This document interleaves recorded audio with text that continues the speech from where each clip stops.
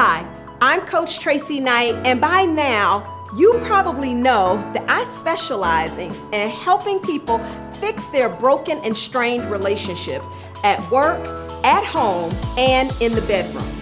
Let's face it, life is too short to walk around here in a constant funk because we can't figure out why we're always having breakdowns in our relationship. You know, it just makes life challenging and arduous, and it doesn't make it pleasurable to go to home or to go to work. So I'm here to help kind of guide you through how you can start to create relationships that are peaceful, that are productive, and that are very pleasurable to be in. So in our past segments, we started talking about conflict. Well, why did I pick this subject? Because when I give my assessments, when I come into the workplace and do team building and leadership development training, I give an assessment that assesses people's emotional quotient. There are 26 competencies there that allow us to assess how well a person engages in relationships, the relationship with themselves and the relationship with others. And what I have found most commonly is that there are two areas that most people tend to have a little opportunity for growth in. One is in their personal power. That means that personal power is where your sense of self-worth, self-confidence, your sense of ownership of who you are, feeling like you can be unapologetically yourself, speak your truth, you're undefined by material things, you're defined by things inside of you. Some people are struggling in that area, and that impacts their ability to be able to navigate conflict. Because when you don't know who you are, you will wave like the wind in terms of whose side you want to be on instead of being clear about where you stand on a particular subject. You see this all the time in the workplace. People who jump on the bandwagon with the boss when they really don't even believe that. Sometimes they don't know what they believe because they've never really taken the time to get clear about who they are. Okay, so it's very important. Now, this conflict piece is the second area that I see where there are opportunities for growth. Probably because a lot of people see conflict as war, like we're going to battle with people. And depending on how you were raised, that will determine how you relate to conflict. For some people, when conflict shows up, they want nothing to do with it. All they want to do is flee, right? They want to get away from it. They want to be silent because when they were growing up, were told to be seen and not heard. There may have been violence in the household, and it was safer for them to do that. For some people, they're going to come right at you. They're going to dig their heels in, and they're going to make sure that their position is heard and that everybody gets on board with it, regardless of the consequences that causes to the relationship. In other words, those bullies that you know in the workplace, the people who bulldoze over you, that's what we're talking about. But then you have other people in the workplace that manipulate to get their needs met. They may cause havoc and then hide their hands. They may gossip, or they may be the person who kind of smiles in your face. But then what they do is they don't give you all the information for the project. They do little things to kind of manipulate, contrive, or sabotage the work. People have different ways of getting their needs met.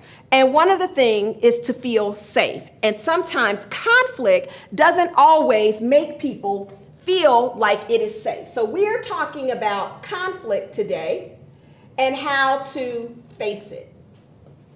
My marker's going out here. How to face it. Okay.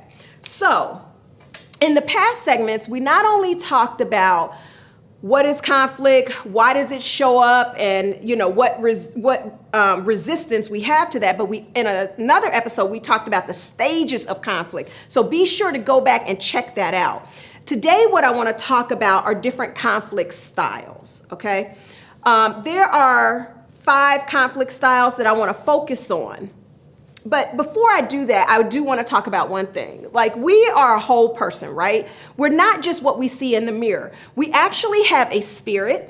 which is sort of the unseen, energetic, esoteric part of ourselves. We know it's there, but we can't quite put our finger on it like we can with our physical body, but we know that our soul, our spirit is actually there and does guide us, but its voice is very gentle. It will not superimpose its will on you. You have to choose to listen to your spirit. That's why people spend so much time in prayer and meditation, because praying is like talking to your higher power, but meditation is like listening for guidance. And so you want to be attuned to this sort of spiritual aspect of yourself, this sort of energetic, esoteric, intuitive part of yourself, because that part of you can oftentimes see the whole picture. That part of you is connected to every other human being on the planet and every animal, all the environment. So it doesn't look to be just in conflict. It looks to lead with love and connection,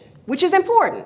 The other part of us is what I call our humanness. Our humanness is governed by our intellect, our brain. This is also where our ego sits. And so that part of us is very important as well. All three aspects or four aspects that I'm going to talk about are critical. But the humanness part, where our ego sits, people villainize the ego, but ego represents our individuality. And so we do have individual, unique ways of thinking about things, of approaching things. The one thing about our humanness, it always wants to protect us. It wants to keep us safe. And so it will do whatever it needs to do in order to accomplish that goal, including sabotaging relationships.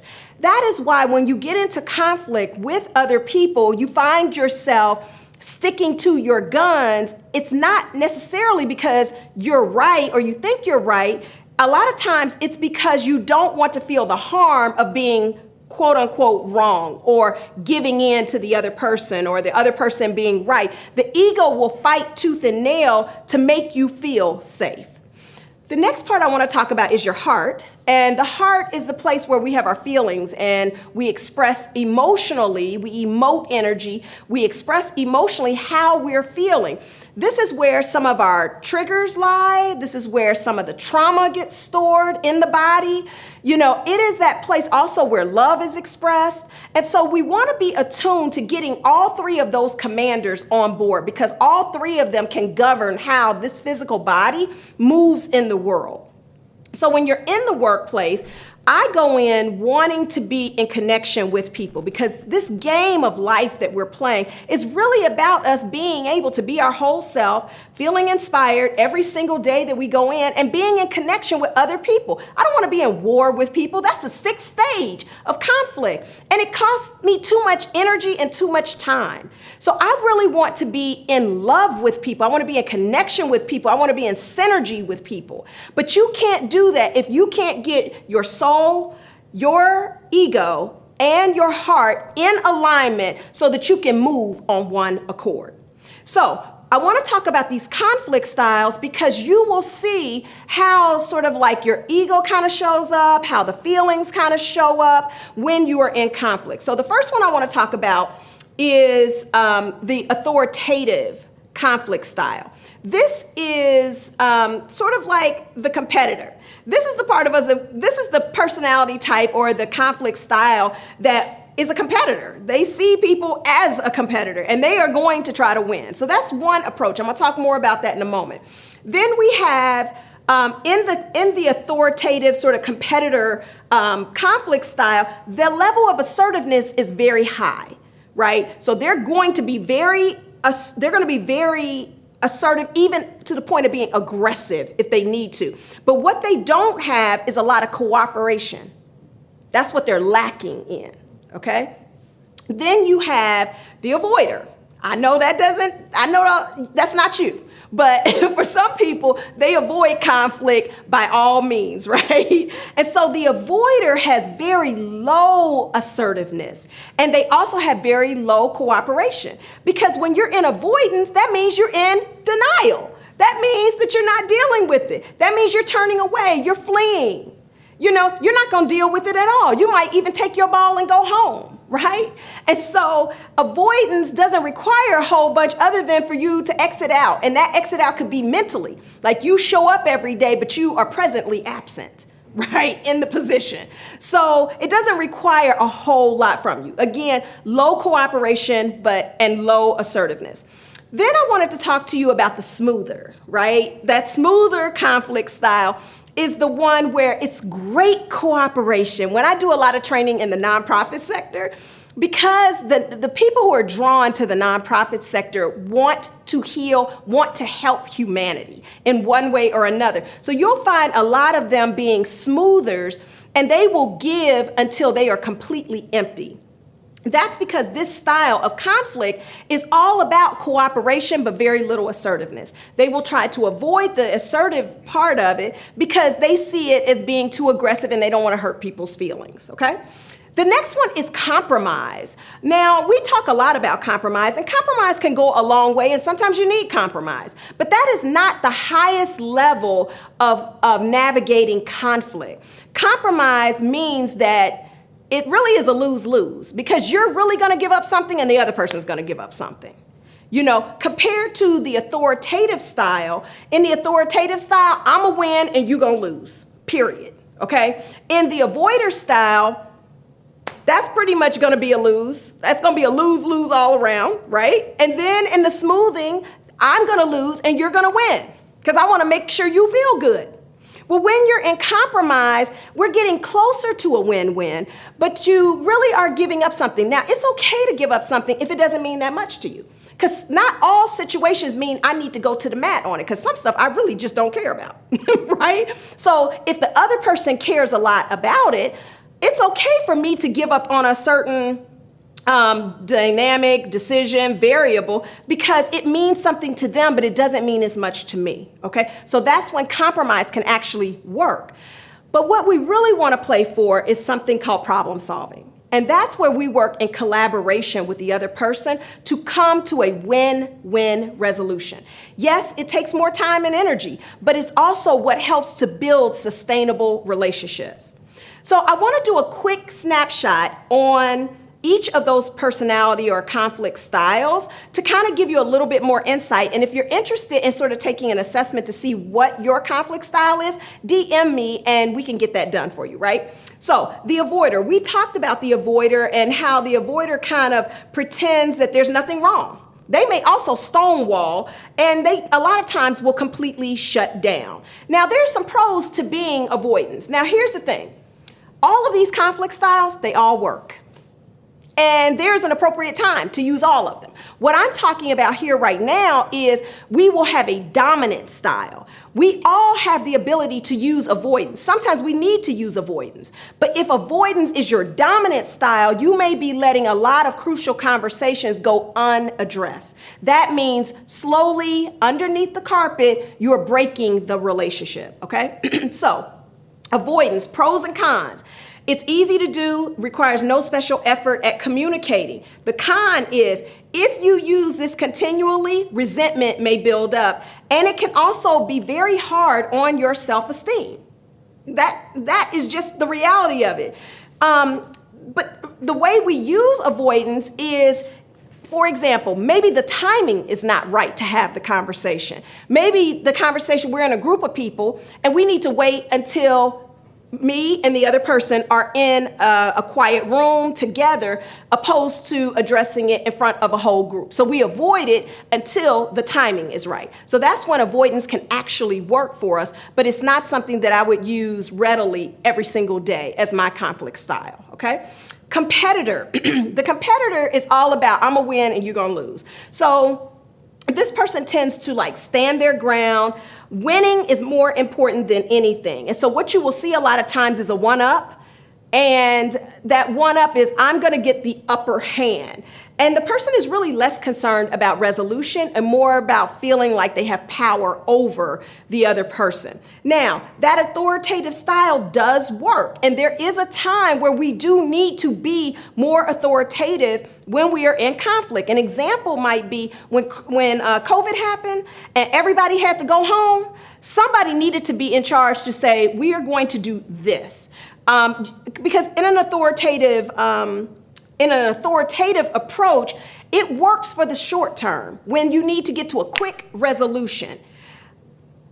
It's very good in the face of emergencies. It makes you feel powerful. Those are all pros to it. But the con to it is it can also make you very unpopular because when you're in that authoritative space, most of the time we're not taking in other people's perspective, right? We're dealing with what we know, okay? And then we're making a decision on that.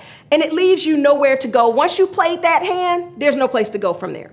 Then we have the smoother. So for the smoother, this is where you can be very diplomatic and it takes some skill to do that. But the con on that is it really doesn't move you towards resolution. And a lot of times it's a lose-win because you're losing just to make the other person feel great. So we also call that people pleasing. The last two I want to talk about is compromising. I talked a little bit about that. Again, nobody's really satisfied in that, and it doesn't necessarily lead to resolution, but it can help us get closer to a win-win. Win-win always takes more time, it takes more energy, but it is exactly what you need in order to build a happy, healthy, sustainable relationship at work, at home, and in the bedroom. So if you're interested in learning how to negotiate more win-win resolutions within your relationships, I want you to do a couple of things. One, I want you to take my free quiz because that's going to help you to understand where you may be using some of this avoidance technique, some of the more codependent patterns that may be showing up at work, at home, and in the bedroom relationships.